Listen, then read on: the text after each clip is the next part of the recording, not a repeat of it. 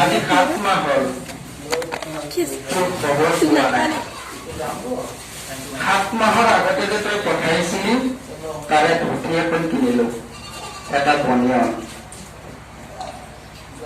ধুতিখন একেবাৰে ফাটিল বনিয়নটো টাপলি মাৰোতে টাপলি মাৰিবলৈ ঠাই নোহোৱা হল সেয়েহে আজি 5 দিন হল আয়েৰ আৰু অসুখ কবিৰাজৰ ভ্ৰমণ পথে কাম নহল মহাজনৰ কাষ চাপিলো বোলে কেইদিনমান দেৰি হব উপায়ন্তত বাপুকলৰ হতুৱাই চিঠি এখনকে বাপেক পঠোৱালো পাৰিলে কেইবা পৰিমাণ পঠাবি নহলে নাতিটোক লৈ বোৱাৰীতকৈ এৰা কৰি যাব আহিবি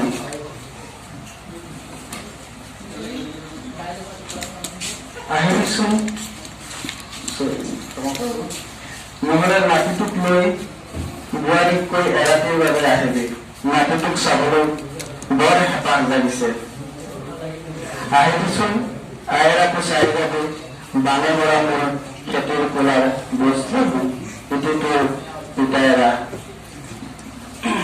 আৰু এটা সৰু ছুটি কবিতা পাঠ কৰি দিছো সহজ বান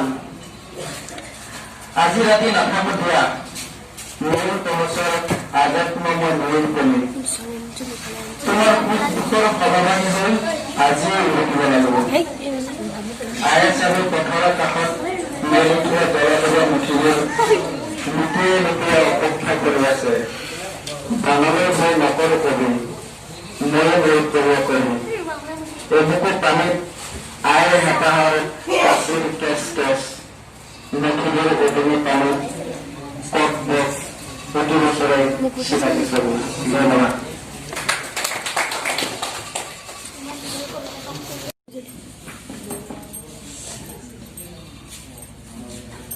সকলোকে নমস্কাৰ জনাইছো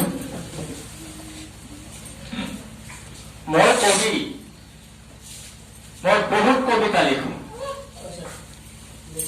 কবিতাৰ মায়াৰ জাদুৰে মই আপোনালোকক মোহিত কৰিব পাৰিম এনে ভাৱ এটা লৈ মই কেতিয়াও আপোনালোকৰ সন্মুখত থিয় হোৱা নাই মই নিজকে কবি বুলি পৰিচয় দি কবি আৰু কবিতাৰ যি মাহাত্ম্য আৰু বিশালতা তাক মই কেতিয়াও সীমিত কৰিব নিবিচাৰো মাত্ৰ কেতিয়াবা নিৰলাত সোঁৱৰা হিয়াৰ আৱেগখিনি কাগজ আৰু কলমৰ বৈধ বা অবৈধ সংগমত গজি উঠা কেইটামান শব্দ বা বাক্যৰ ৰূপ সেই এনে এটা শব্দ বা বাক্যৰ ৰূপকেই মই আপোনালোকৰ সন্মুখলৈ লৈ আহিছো যাৰ শিৰোনামা অকবিৰ কবিতা মোক কবি বুলি নকবা মই নুবুজো শিয়লি ফলা আগুনৰ কলিজাৰ তেজত প্ৰতিফলিত নৈপৰীয়া খেতিয়কৰ শুকান মুখৰ ভাষা মোক কবি বুলি নকবা মই নাজানো প্ৰতিভাৱান গাঁৱলীয়া শিক্ষিত যুৱকৰ প্ৰাপ্যৰ টুকুৰা মুখত কামুৰি লৈ ফুৰা সৰু বৰীয়া কুকুৰজাকৰ অন্তৰৰ নিষ্ঠুৰতাৰ পৰিধি বিশালতা মোক কবি বুলি নকবা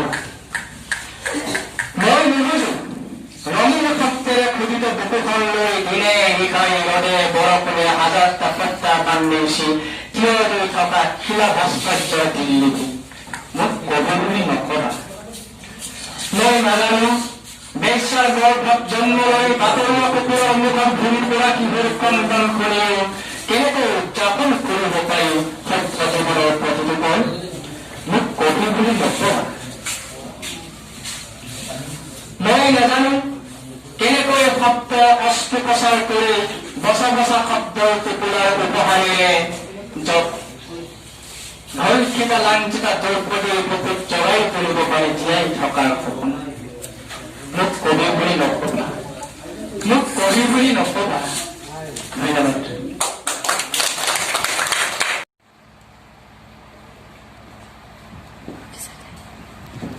বিশ্ব ব্ৰহ্মাণ্ডৰ এটি ক্ষুদ্ৰ গ্ৰহময় মোৰ কোলাতেই জীৱৰ সৃষ্টি, মোৰ বুকুতে উৎপন্ন হয় জীৱৰ খাদ্য, জীৱশ্ৰেষ্ঠ মানৱৰ প্ৰদৰ্শিত হয় সাহিত্য কলা কৃষ্টি। প্ৰাকৃতিক মনোমোহা দৃশ্যৰাজিৰে সুশোভিতময়, যাক লৈ মই বিশ্ব ব্ৰহ্মাণ্ডত অতুলনীয়।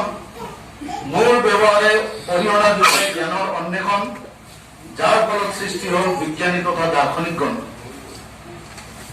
মোৰ বুকুতে চলিল বিভিন্ন কৃষি কৰ্ম, জনবিস্ফোৰণে কৰিব লগা হ'ল ন ন কাৰ্যকাৰিতা।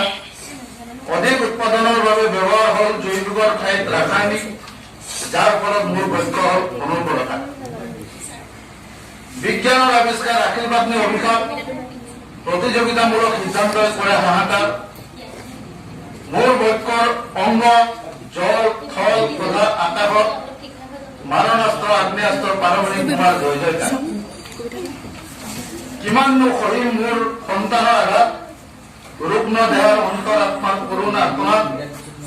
বিননি শুনিও নুশুনাৰ দৰে ধৃতৰাষ্ট্ৰ, যেন উত্তৰাধিকাৰীয়ে কৰা পিতৃমাতৃক প্ৰতিঘাত।